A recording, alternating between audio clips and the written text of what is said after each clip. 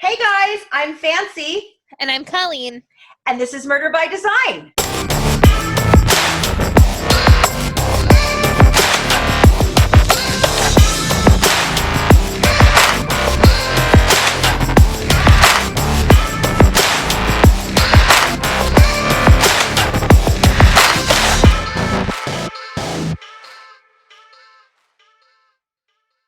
Well, hey guys, welcome back. I have something really exciting to show you. So we've been talking about our hashtag Love Wins campaign for a while now, and we are super excited about it. And I wanted to show you, I got one of the first shirts. So I'm going to scroll down a little bit. So I'm going to pan down so you can see me. Look, here it comes.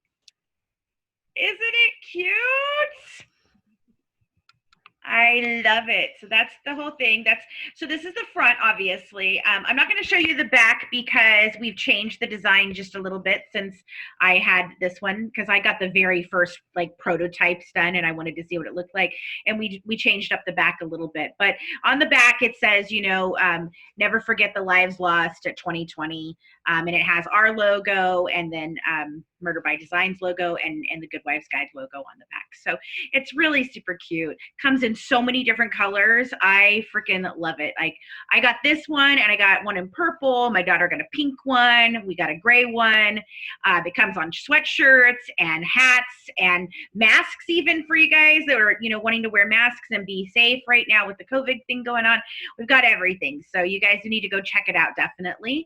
And we will put the link to it obviously in the show notes. So you guys are going to want to scroll down and click on that, and it goes to supporting a scholarship fund that we are chairing. So we're really excited about it, and we're working with Cold Case Research Institute's Cheryl McCollum on this, and I'm super excited. And we just talked with Karen Greer the other day, and I think we're going to have her wear one of these shirts on CSI Atlanta real soon. So we're really excited. Well, last week we introduced you to the case of Alissa Turney. It's a heartbreaking case because it's truly one that justice could be served, but it hasn't. And tonight we're going to dive into this case. We'll be sharing clips from the interview we did with Alissa's sister, Sarah Turney. Yeah, those clips are really amazing. I know she's been around on a couple of different things. She's even done her own podcast, but the interview that we did with her, I just thought it was really great. It's very enlightening. She gives us a lot of information about this case that we wouldn't have otherwise, so it's right firsthand account from her as she lived and went through it. So it's really cool. This case is absolutely fascinating. It's so deep. It's twists and turns at every angle. It is. And it's a case, that could have been solved so many years ago. There is absolutely no reason why this has not been solved, but I don't know. It's very crazy. So Alissa Turney was 17 at the time she disappeared. And at that time, she lived with her sister, Sarah, who we will hear from later in this episode, and her stepfather, Michael Turney. And Alissa's mother had passed away, so she was being raised by her stepfather. She was very young when she lost her mom. And Alissa's bio father was not involved. So until now, he has been, since all of this has happened, he's contacted Sarah and they've chatted about some things. And I think she even had him on Voices for Justice, her podcast, but he was not involved in their lives growing up, or in her life growing up. Michael is Sarah's father, but Alissa's father was not around. So on May 17th, 2001, which is the last day of school before summer break for Paradise High in Phoenix, Arizona, Alissa, who is a junior in high school, is dropped off for school by Mike, and then at lunchtime, he picks her up. And this is the last time anyone sees Alissa. And Mike claims that he and Alissa had been arguing the day of her disappearance and that she ran away because she wanted more freedom. And he told her that in their house, the rules would stay, kind of like if you live under my roof, you're going to obey my rules, but all the evidence does not in any way, shape, or form support Mike's story or stories as we go along. So he claims that he took Alissa home and that the last time he saw her, she was angry, and so she stormed off to her room and slammed the door. He claims he left to pick up Sarah, her younger sister, from school and ran some errands. He tried to reach Alissa while he was out, but she was not picking up. He even asked Sarah to call her to see if she would answer for her, but she never answered the phone. They returned home, and Alissa was gone, leaving an alleged note behind stating she was running off to California. Yeah, and in this note, she Sarah's going to tell you, and we're going to play that for you, that clip for you. But Sarah talks about it and says that in this note, she claims that she stole $300 from her father. But that had happened, her brothers confirmed that it happened way before. And she had a bunch of money saved up in her savings account and never touched it. So the $300, they think that was supposed to be, because 19 years ago, $300 was a good amount of money. I mean, it's not a lot of money, but to a teenager who's running away, they're going to think that $300 is a lot of money. It's going to take them really far. Kind of like Gypsy thinking that $5,000 was going to last her a lifetime with Nicholas, right? They're just naive. But so they're trying to say, they think that the $300 was added into the note to make a show of why her money that she had saved from her job was not touched. That's so dumb. I mean, as a teenager, you're taking the money. You're taking the money. Yeah, this is a crazy case. And as we go through, what we're going to do is a little bit different than what we normally do here. A lot of times when we do interviews, we either, have it played separately, but we're going to play the clips as we talk so that you can hear what we're speaking about and then hear in Sarah's words exactly what exactly a little more information. And then we're actually going to put the entire unedited, which there's a whole lot more than what I'm putting in this episode as clips, in our Patreon account and our new members account on our madgingerentertainment.com website, where you can go and get a yearly subscription. Patreon is a monthly subscriptions, but we're going to put the whole unedited podcast in there, and it is really good. It's a very enlightening, informative interview, but this case just boggles my mind, as many do. But this one, I just don't understand why the police are taking the road that they take on this, because her father, they've said that they were going to arrest him for years, and they never have. I mean, he was arrested for something else completely different, but we'll get into all of that. But this case it's crazy. It boggles my mind. Alissa's mother, Barb, met and married Mike Turney when Alissa was just 3 years old. Barb was a loan officer and Mike was an engineer, so average middle-class family. Mike was 10 years older than Barb. They both had children from previous marriages. Mike had 3 boys, Rhett, Mike Jr., James, and Barb had 2 children, John and Alissa. Eventually, Mike and Barb decided they wanted to have children together, and Mike told Sarah he had a reverse vasectomy so they could conceive when Alissa was 5. And that's when Barb and Mike had Sarah. Yeah, so he's telling her that he went back and had the snip undone, but she doesn't even know if that story is even true. At this point now, she doesn't even know if that's, the truth of what really happened or not. But, apparently, they decided they want to have kids together and everything. But tragedy strikes in the early 90s. Barb was diagnosed with cancer. And a year later, when Alissa was 9 and Sarah was 4, so she was 9, Barb passed away. And the boys were all out of the house by then, so it left Mike alone to raise 2 young girls. And Alissa was always described as lively by her father.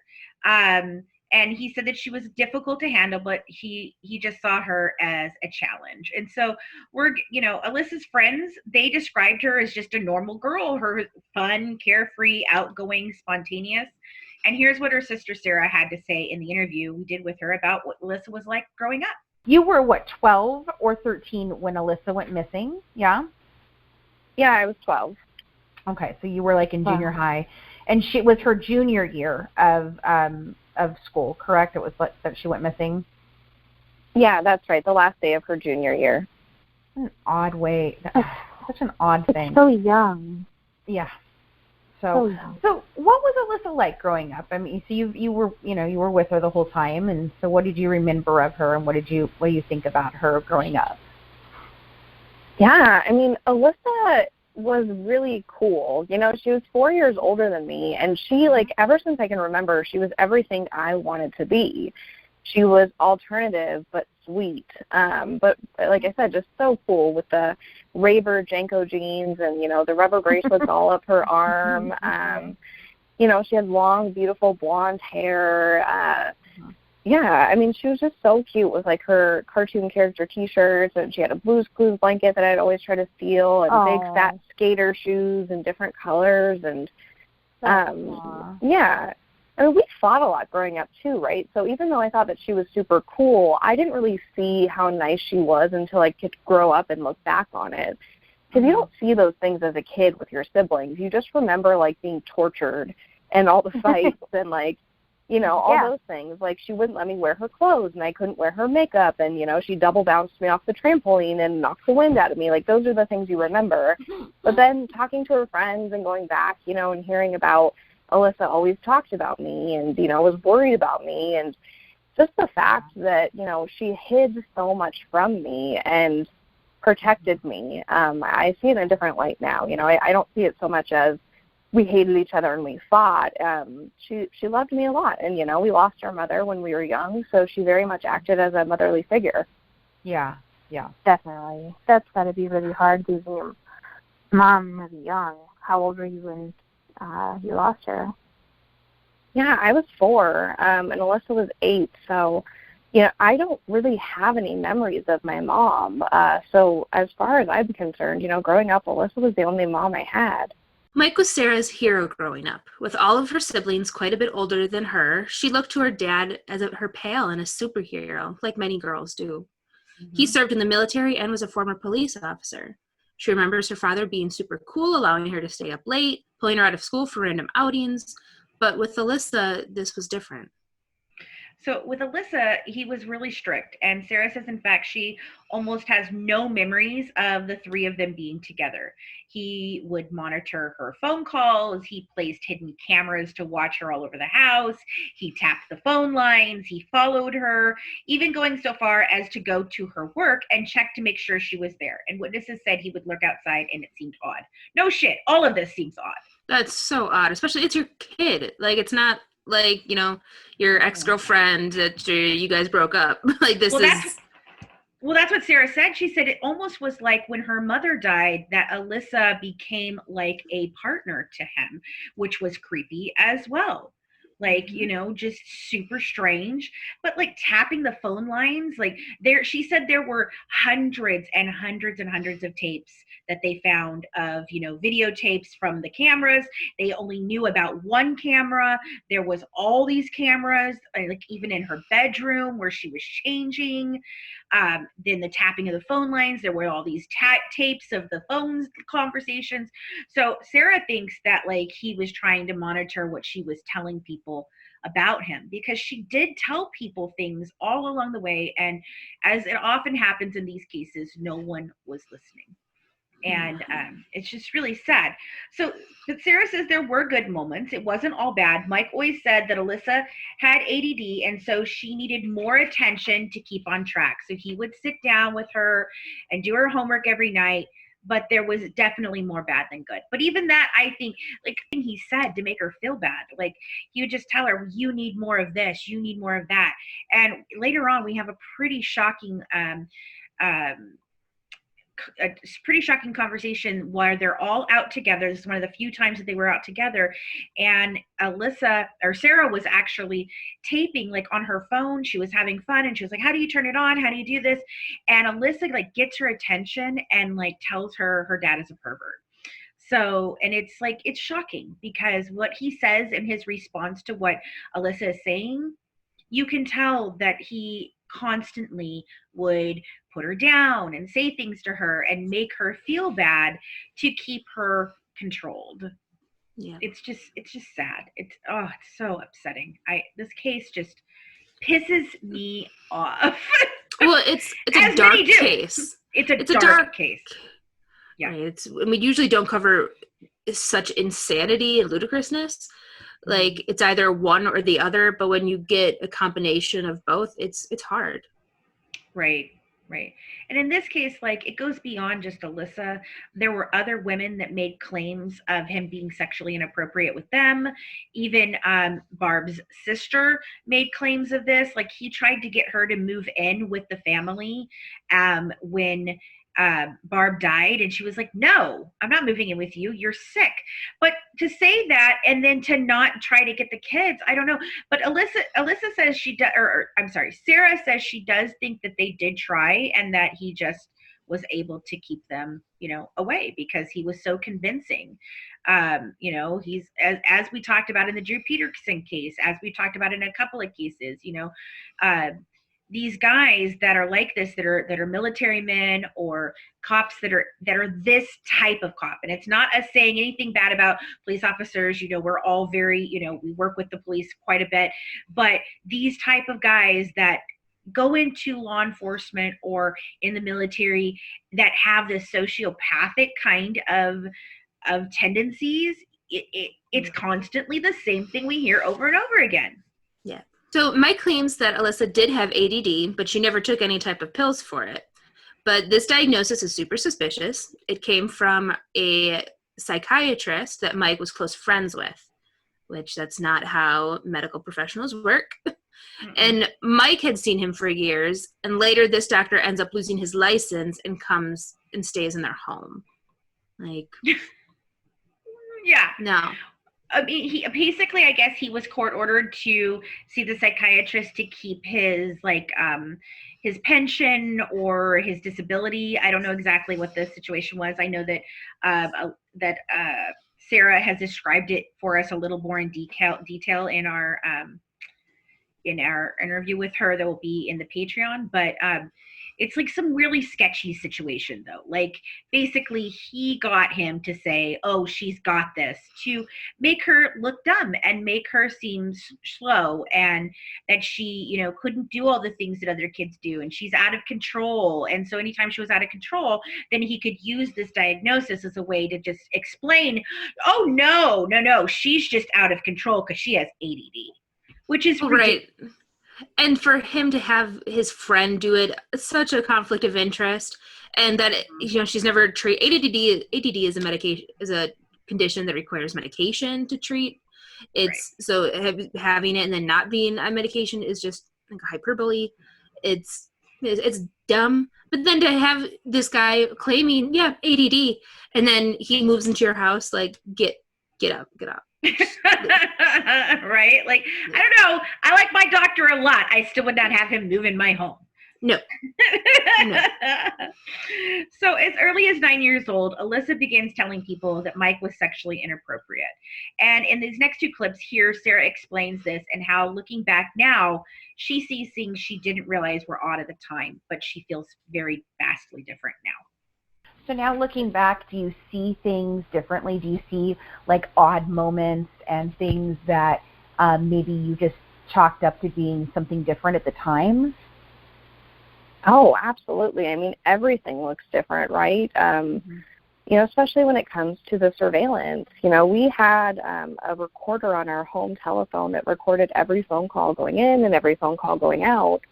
And these tapes were retained for, decades and decades. But, in addition to that, there were exterior video cameras and internal video cameras specifically designed to watch Alissa. So I only knew about one of these cameras. But, of course, looking back, it doesn't seem as cool and Spy Kids gadgety as it does when you're little. It's extremely invasive and not okay. And, just looking back on their relationship, it's so much less of a father-daughter relationship and just so indicative of an abusive, like, domestic relationship. Like, even the way he speaks about her now is almost as if someone speaks about, like, their ex-partner, just with, such malice and anger and always putting her down. It's just, everything looks different. Oh, absolutely. And all those things that I thought made my dad cool, not making me go to school, giving me money for weed or whatever, like, you look back now and that's not good parenting, and it's not something you do to a child you love. I was 14 and 15, and he was buying me mini fridges and filling it with beer. Like, it's just not indicative of love. So yeah, I mean, everything looks different. Mm-hmm. And so was there always some sort of conflict between the two of them, or that you think back and you think, God, they always were at odds, or did it just come out of nowhere for you? No, so as far back as I can remember, they always fought, always. You know, and we know now that there's a lot of factors that went into that. When Alissa was 9 years old, she told people that she was having sex with her father. And I think that's messed up. Yeah, and I think that made him on high alert and made him even more controlling over her. I think that's kind of where it started. But like I said, even, you know, ever since I can remember, that's the way it's been. And you have to think about it. You know, when Alissa was 9 and saying that, I was only 5 years old, so these are probably when my memories are first starting. But yeah, they always fought really bad. But I didn't see, you know, any physical abuse. I apparently was there when she called him a pervert. You know, there's a video out there where she says, Sarah, Dad's a pervert. Is that the one where you're walking through the woods? Yeah. Yeah. So apparently I heard these things and I was present for some of these things, but my memory is so bad about it. So when I look back on it, it still seems like more normal bickering. You know, she would call him bad names and he would yell back at her. But again, I have no memories of like physical fights or anything like that. It just seemed like a teenager yelling at their parents and vice versa. But I'm sure it was worse than I remember. The relationship gets weirder as Alissa gets older. Sarah says Alissa was more like a mother and a wife than a sister and a daughter. She says that Alissa was expected to take care of her and her father, and that she had almost no freedoms. He brainwashed them to think that if either of them went to CPS or the police, that they'd be separated. Which a lot of abusers do that. They get them to feel that nobody cares for them, nobody loves them, nobody will care or love for them, that if you have siblings or your family, you're going to be separated, and that worse things will happen to you in the system than are happening to you now. Right, and that's one of the scare tactics he used a lot, was telling them that if they called CPS or they did anything, if Alissa did this, that she would be separated from her sister. And so she, you know, she stayed, and and Sarah talks about that with us too, in the fact that she says that she thought her sister was a jerk a lot, you know, growing up. Obviously, sisters have, you know, sibling rivalries. They have normal, you know, things that are just, you know, normal arguments and everything. But she didn't realize that her sister was really, in a lot of ways, doing things to protect her from her father, her own father. Like, you know, like this is, I don't know. It's such a sad story. Yeah. I mean, I can see what a big responsibility that would be, not only to take care of me, but very much to take care of our father also. You know, he didn't clean the house, and he would always say that he was too sick to get out of bed or too sick to do that, you know. So she was doing the grocery shopping and getting me haircuts and making sure that I had clothes. So yeah, I'm sure that burden was huge, you know, in addition to school and having her job at Jack in the Box. I can't imagine having all that on your shoulders when you know, when you're 16, just turned 17. So anyway, Alissa was always closely monitored, like we talked about. Whereas the parenting style with Sarah was completely different. She was skipping school as early as 5th grade. She didn't realize at the time how different it was. And she even talks about her father giving her pills, giving her weed when she was older.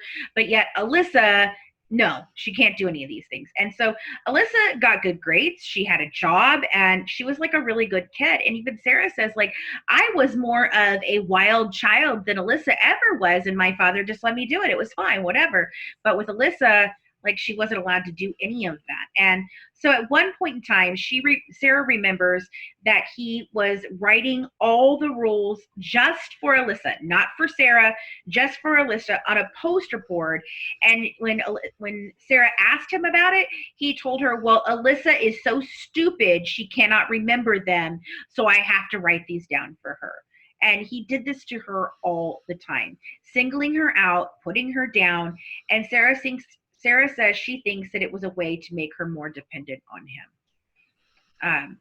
This is so twisted, and It the amount is. of put downs from a parent is incredibly hard. And just imagine how hard this was for her to have to deal with, constantly always being put down by your parent who's alive, Right. getting kind of essentially shunned from the rest of society, Mm-hmm. and knowing you're pretty much a punching bag for your parent, Right. verbally, physically, and sexually. Right. Right.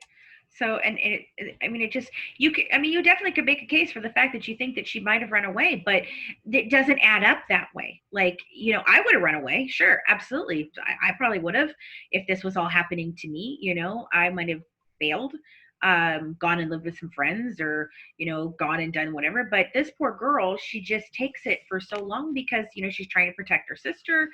And it's just, I don't know, it's so twisted in the fact that you can think that this is your parent, this is the person who's supposed to be taking care of you, and while he's not blood related to her, he was pretty much the only parent, the father figure that she had. She has no mom. The mom's gone.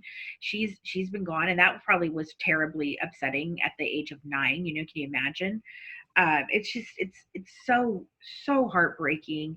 And knowing that this poor girl was just trapped, and So here's a clip when Alissa was 14 years old that Sarah taped calling Mike a pervert, and the very interesting reaction from Mike.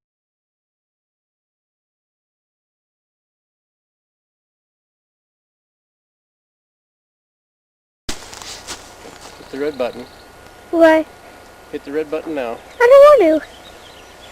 How do I record? Hit the red button now. I'm recording. Sarah! Sarah! Dad's a pervert.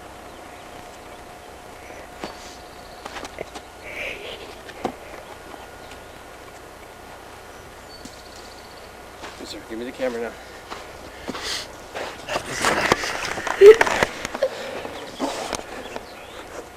And you're still recording. And Alissa is stupid moron. Alyssa's a stupid moron. And Mike justifies that he didn't do anything to Alissa because he never did anything to Sarah. So he goes so far as telling her, she would have slit my throat if I touched you. And Sarah says, exactly, that's why you didn't. But he tells her to use her memory. And Sarah explains that she has huge gaps in her memory. Remember, I told you that he was giving her pills. Well, he was giving her barbiturates and sleeping pills and pills for anxiety and depression, out of just pills that were his, not anything for her, just random pills that he would hand her and be like, here, you'll feel better in the morning, da, da, da. And so she attributes all of that to him giving her all these different types of medication. So she thinks that they're the gaps in memory, that's what happens. And so there's one time she said she was out and they were arguing in the car, and she remembers that all of a sudden she couldn't hear anything. They were screaming loudly and she was able to tune it out, and then she doesn't remember anything that happened the rest of the day, and she thinks that that was one of the days that he had given her some sort of pill. And she says she just blacked out the rest of the day. She doesn't remember anything. She doesn't remember getting home, nothing. But the strange thing, of her not being able to hear them, it just going deaf, that's super crazy to me. But I guess a coping mechanism. Right. It could be a multitude of things depending on what medications he was giving her, whether it was pain meds or whether they were antidepressants, if they were hallucinogens, if they were benzodiazepines. Really can give her an Ambien and knock her out, and so many different things. But at the same time, with her body, probably, mentally shut off certain conversations at a point, especially if she was witnessing or hearing very disturbing things between him and her sister. Brain easily can be like, nope, we're locking this zone out and we're not going to ever talk about this again. Right. And so he was definitely playing up the tools that he had at his disposal to really, play the system in a sense. Wow. It's just the abuse that they both endured, and Sarah not even realizing, that she was really being abused. So Alissa was very well aware of the fact that she was being abused, but Sarah, she wasn't until, and she held out hope for a very long time. Like she was the very last person in her family to believe that her dad had done anything wrong. Even though she wanted justice for her sister, and if you watch him talk about Alissa, because he's done tons and tons of interviews, and if you watch him talk about Alissa, if you watch his body movement and the things that he says about her, it's all fucking weird, just super, super strange. I've watched a lot of interviews with him. I watched a Dateline one, and there was like a 2021. Just, oh my God, he's so creepy. So creepy. But so as Mike tells the story, he says that Alissa and he had an argument, and after he picked her up for lunch on the last day of school, he claims he then left and she ran away, leaving a note behind stating she was heading to California. However, Sarah, who was 12 at the time, says that the letter was very odd for a variety of reasons, and it did not back up the story her father told. So listen to what she had to say about the note. So now they talk about you finding the note and realizing that her phone was there and all of that. So at the time, I'm sure you just thought, okay, she ran off to California. But now looking back, does that note seem odd to you? I think you've talked about it in the podcast a little bit on Voices for Justice. Yeah. So, I'll be going over the entire analysis of the note. They did have it professionally analyzed. We know that it's her handwriting. And there's a few different things that, indicate that it wasn't written all on the same day.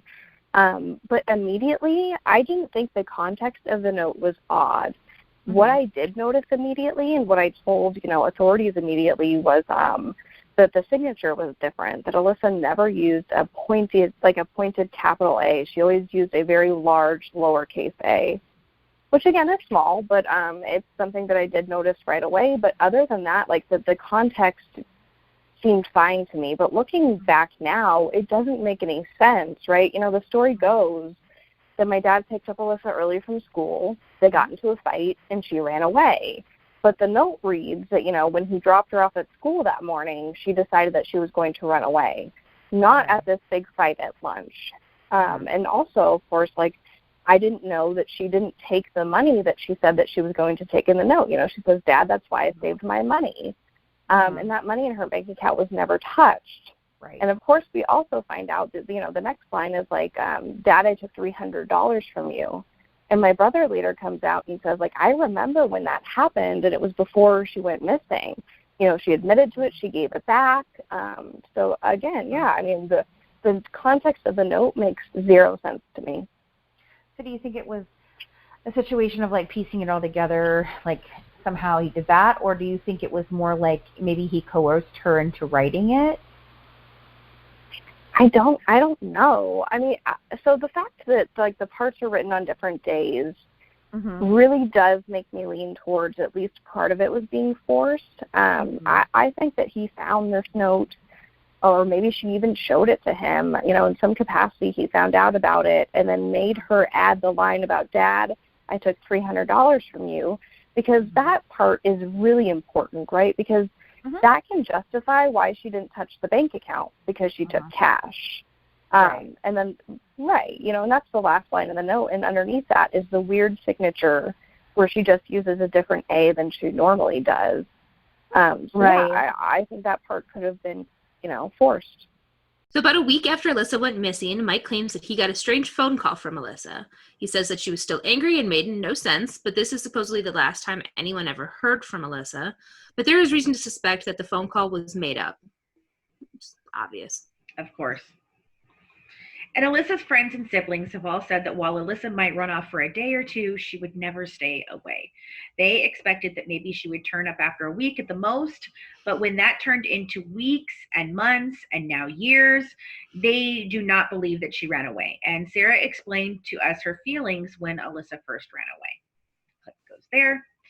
And then basically we just do our feelings and thoughts for the story, and then we'll wrap it up. So we have 2 more episodes after this one, right? With this case, or 1 more? 2. Well, we have 3 because we also have the intro that we're doing live, and then 2 more episodes. Yeah. Okay. Yeah. Okay. Okay. I mean, I don't know. Seriously, it's just from the little bit we've shown tonight, I mean, it begs question, and it's definitely a strange case, and it gets stranger from here, guys. Like, and it's so funny. We say that every single time. Like, when you start off with these, it's like, okay, well, that's really strange, and then you go, well, that's weirder too. But it gets into there's a manifesto involved, and the guy there may be some explosives. Right.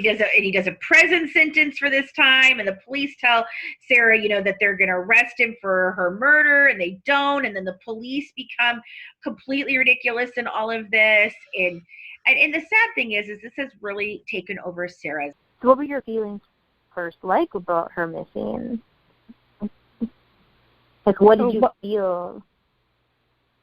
When she first went missing? Mm-hmm. Yeah, I mean, I was not panicked. To be totally honest with you, I thought that she would be back. I thought that she got mad at our dad and went to a friend's house, and she'd be back any day. Yeah, I never thought that it was that serious, and I think by the time that became a real thought, I was so numb to it that it was just kind of different. I don't think I ever panicked. I think I went from denial straight to, like I said, just being numb about it. Right. And had she ever done anything like that before? I mean, had she run off before or not shown up for days on end before this? Or No, never. My dad will tell stories about her being a kid and, like, saying, I'm running away and stomping down the street or whatever, but it's totally different. No, she was never gone for days or anything like that. Never. Yeah. And she has now, her family and her don't get along. And it's not because they think that their dad is, or not, well, yeah, their dad, yeah. Their dad is not guilty. They all believe that he's guilty, but they're just upset with the way that Sarah's going about handling this. But what was she supposed to do? I mean, that's literally what the police told her to do at one point. Yeah. They tell her that the only way that she's going to get justice for Alissa is to get media attention on it, which I don't understand that at all. You have evidence. Like, why do you need media attention to make this case go forward? You have freaking evidence. Lots of it, too. Right. It's so stupid. But that, she did all the legal options she could. She has tried so many different routes. The only option she has left is to share this story with the world. And that's what she's doing, has been doing. She has a great podcast. We had a great conversation with her.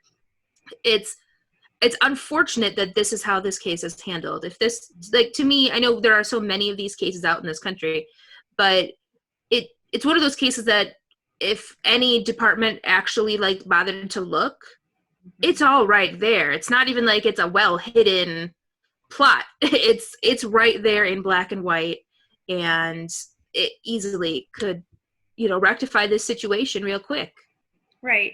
They've even asked her, like, now that she started her podcast, like, the police came back and even said something like, well, is she making money off this podcast? Who the fuck gives a shit? Like, what does it matter? This is consuming her life. Yes. Do you make money off of your job? Yes. Oh, okay. Then why should she not make money off of her job? And her job is to get justice for her sister. She puts in countless hours. She's gone through thousands of documents. She goes through hell with her dad. She's shunned from her family. But let's look at the fact that maybe Alyssa's making some money off of, Sarah's making some money off of this. So she must be, doing something wrong. Are you serious? Like, even when she didn't believe it was her father, she was still working with the police trying to get answers. Like, okay, fine. I don't know that it's my dad. Like, I don't have the information that you have. So why don't you help me understand? And I'll help you. What do you need? What do you need from the house? What can I give you? And nothing, like, literally no cooperation from them. They have reassigned over and over and over again lead detectives. It is just super bizarre. In fact, they've even accused her of, like, well, how would we know that you didn't tamper with the tapes that we gave back to you? Excuse me, you had them. You gave them back to me. Obviously, you have copies. Hello. Like, Well, right. It's so stupid. And everybody has a job to do, and even if we do it badly, we still get paid. Like right. you're doing your job. That's your job, is to solve this case. That's your job. Right. My job was not to solve my sister's murder, but Right. it was your job, and you have failed. So I'm trying to do your job. So yeah, I'm going to get paid for doing my job as your job. And Right. it's not So like why she's don't you making pay the me? bankroll. Right. So why don't you pay me? Why don't you pay me for doing your job, since you obviously clearly are not doing your job? Right, like it's literally that's so stupid. Like you look at pretty much any reality television show, oh, well, that guy who does the My 600-Pound Life, that doctor who I think is an idiot, but he goes on there, he makes a buttload of money just for being on the TV, let alone from the insurance people. Right. And even Right. if he screws up, he's still getting the money. Like Right.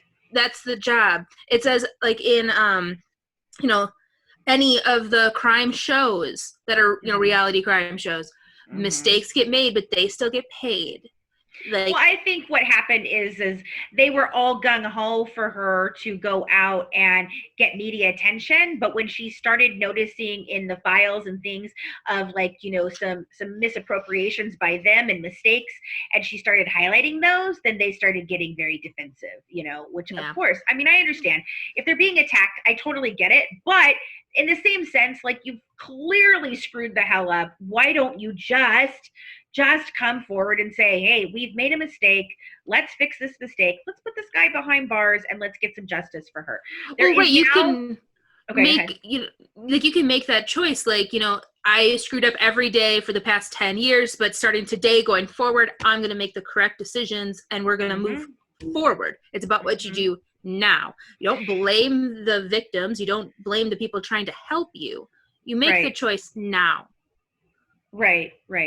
And now she's finally raised enough money. And this is the thing, like it's not like she's getting rich and putting it in her pocket. You know what she spent her freaking money on? She bought a billboard to, for Justice for Alissa. She has a website that she runs, Justice for Alissa.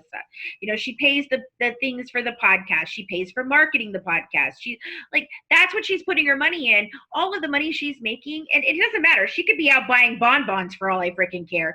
But truthfully, she's putting all that money that she's earning and she's getting from the podcast and anything else that she does, and she's putting it back into trying to find justice for her sister. And so, like, for them to even have to say that to her is offensive to me. Like, how dare you? All I want, you know what? How about you just solve my sister's case, and then you know what, I won't have to make any more money off of this. Like, then I won't be making money off of this. I'll do something else. Maybe she'll continue on. Who knows? I mean, she does do a really great job of investigating and going through all of this and explaining it and doing a lot of interviews and everything, and I think she'll have a great successful podcast going forward. But still, like, I could just stop, if you would just do the right thing. Well, right. And if she, what I think what they thought maybe in the beginning by saying, get some media attention and we'll be more on it, because they would get some more support from their department or whatever. Or the DA or whatever, right? Yeah. But it's like, okay, so if you, again, will start making the correct decisions from today going forward, there's a lot of information on this case. Guess what? You can get some overtime and you can get some media publicity yourself. So you'll be making more money yourself. And then it will get more media attention and from the community, attention on solving this missing girl. Like, you will get better standing in the community if you do your job. So don't blame the victim's sister, a victim herself, for her trying to get justice, when as the officers involved, you should be the one demanding justice. Absolutely. So next week, we're going to dive further into this case. So we're going to do 3 episodes total on this. We already did the, our intro just, last week, just to get you guys some, a little bit of information, but we're going to do 3 episodes on this. And so next week, we're going to be diving further into the case. We'll talk about false confessions, when Sarah began to realize her father might be responsible for Alissa's death, some of the things that the police should have done or could have done and didn't, and just a whole lot of more crazy weird stuff that actually like surrounds us, because this case, it's about a missing girl, but there are so many weird things that go into this, like Colleen said, explosions, manifestos, like this is crazy.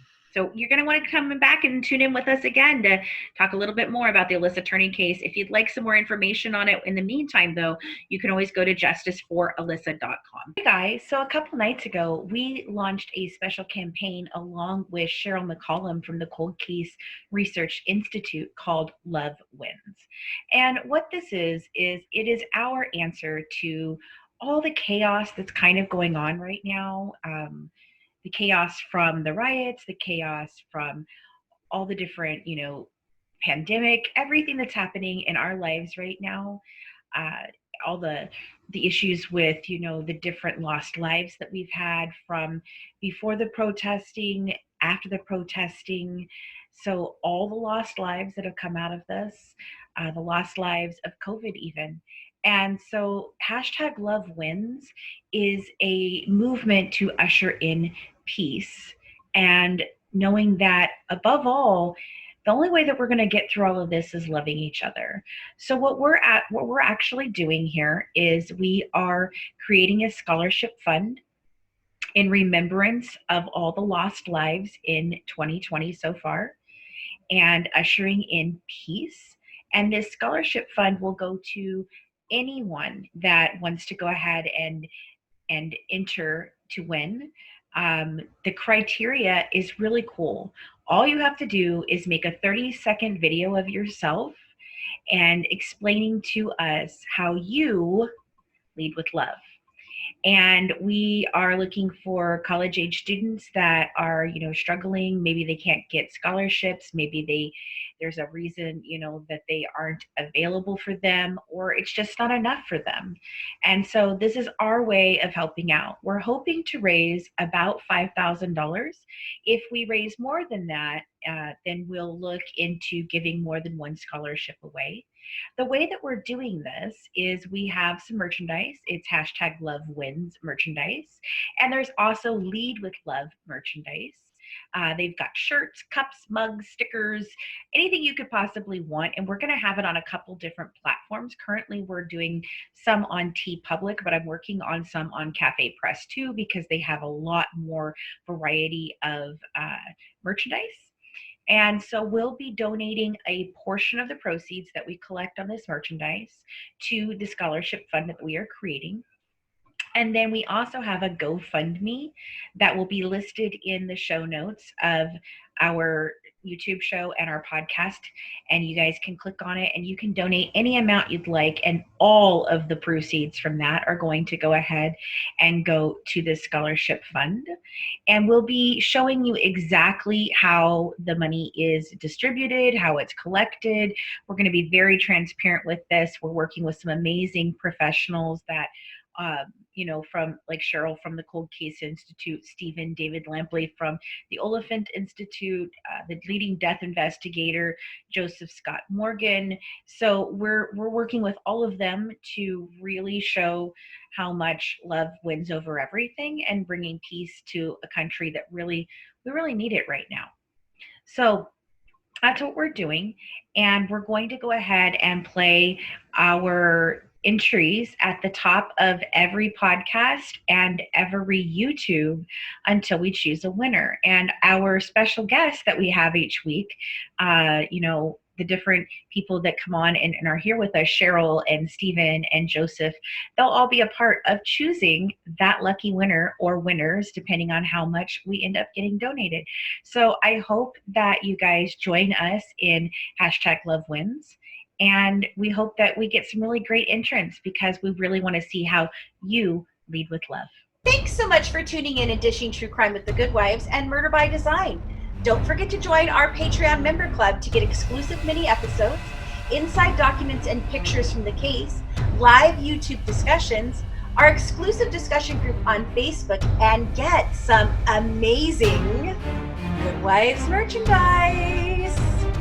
And follow us on Twitter and Instagram at True Crime Wives. And for more inside information, check out our podcast, The Good Wives Guide to True Crime, on any of your favorite podcast players. Have a good one. The Good Wives, serving up true crime one dish at a time.